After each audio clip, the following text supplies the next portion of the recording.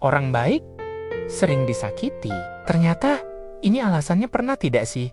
Kamu merasa sudah berbuat baik, malah disakiti. Kamu sudah berusaha tulus, tapi ujung-ujungnya malah dikhianati. Kamu sudah sabar banget, tapi justru diremehkan dan gak dianggap. Lalu, di tengah keheningan malam, kamu bertanya sama diri sendiri, kenapa ya? Kenapa orang baik justru sering banget tersakiti? Kalau kamu pernah merasakan hal yang sama, percayalah, kamu tidak sendirian. Episode kali ini khusus untukmu, dan mungkin, semoga saja, hari ini kamu akan menemukan jawaban yang sedikit menenangkan hatimu. Kita semua tahu, orang baik itu biasanya punya hati yang lembut. Mereka tuh tipe orang yang sulit bilang tidak, sering gak tegaan. Mereka lebih memilih untuk mengalah, daripada harus melihat orang lain kecewa atau sedih. Dan justru, karena sifat inilah, karena kebaikan hati mereka yang begitu besar, mereka seringkali dimanfaatkan oleh orang lain. Bukan. Ini bukan karena mereka lemah atau bodoh. Sama sekali bukan. Ini terjadi karena mereka punya tingkat empati yang jauh di atas rata-rata. Mereka bisa merasakan apa yang orang lain rasakan. Dan mereka tulus ingin membantu. Tapi sayangnya, di dunia ini tidak semua orang bisa menghargai ketulusan itu. Ada saja orang yang melihat kebaikan sebagai sebuah kesempatan untuk diambil keuntungannya. Mereka melihat hati yang tulus sebagai kelemahan yang bisa dieksploitasi. Jadi, ketika kamu merasa disakiti setelah berbuat baik, ingatlah, masalahnya bukan ada pada kebaikanmu, tapi pada mereka yang tidak bisa menghargainya. Ada satu hal penting yang seringkali luput dari perhatian kita. Menjadi orang baik itu adalah sebuah kemuliaan, sesuatu yang sangat berharga. Tapi, menjadi baik tanpa batas, itu bisa jadi bumerang yang justru melukai diri sendiri. Kadang kita terlalu takut dianggap jahat atau egois, sehingga kita rela mengorbankan perasaan, waktu, bahkan kebahagiaan kita sendiri demi orang lain. Kita terus-menerus berkata iya, padahal hati kita ingin berkata tidak. Padahal perlu kita sadari bersama, mengatakan tidak itu bukanlah sebuah dosa. Menjaga batasan diri kita itu bukanlah tanda keegoisan, tapi itu adalah bentuk dari mencintai diri sendiri. Orang baik seringkali terluka bukan karena dunia ini kejam, tapi karena mereka lupa. Mereka lupa untuk menjaga diri mereka sendiri terlebih dahulu. Mereka lupa bahwa sebelum menyirami taman orang lain, pot bunga di halaman rumah kita sendiri juga butuh air. Kebaikan yang sehat adalah kebaikan yang dimulai dari diri sendiri. Sekarang, mari kita coba lihat dari sudut pandang yang berbeda, dari sisi iman dan spiritualitas. Dalam perjalanan hidup ini, luka dan kekecewaan seringkali menjadi alat pembentukan yang paling efektif.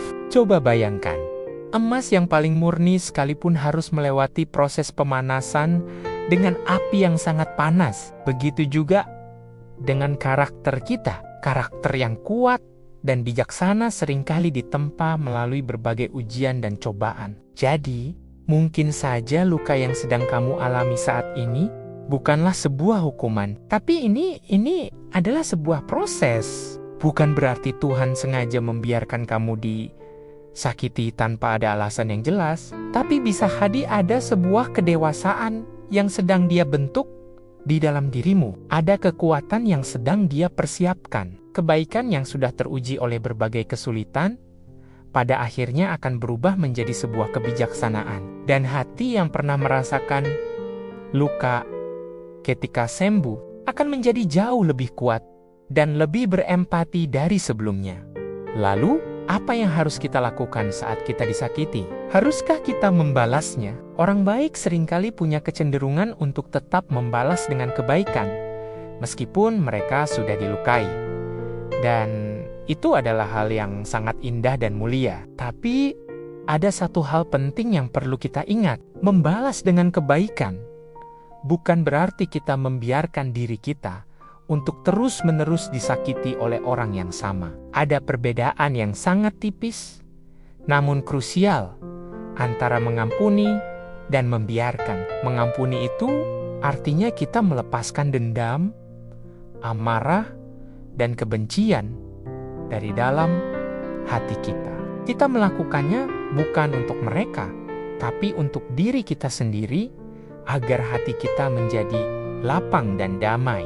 Tapi, setelah mengampuni, menjaga jarak dari orang yang terus-menerus menyakiti kita, itu adalah bentuk kebijaksanaan. Itu adalah cara kita melindungi kesehatan mental dan emosional kita. Kamu tidak harus terus berada di lingkaran setan yang sama. Kamu boleh pergi. Kamu boleh menjaga dirimu. Setelah melewati semua itu, kadang kita mulai meragukan diri kita sendiri. Pikiran-pikiran seperti, apa janggen-janggen aku ini yang terlalu baik? Atau apa salah ya?